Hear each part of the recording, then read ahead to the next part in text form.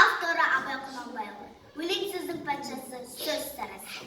Қиырнан қиыстырар ер данасы, тілге жеңіл, жүрекке жылы дейді. Теп-тек жұмыр келсін айналасы.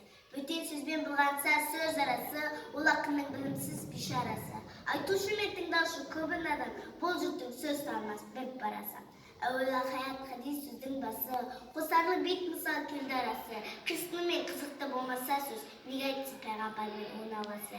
Мешіттің құтпа қылған ғұламасы, нәжат уәлилердің зар наласы. Бір сөзіне қиыстырар, әрбірі кімеше өз шамасы. Өлеңге әркімнің ақ бар талысы, сонда да солардың бар таңдамасы. Іші алтын сүрті күміс, сөз жасасын, қазақтың келістірер қай баласы.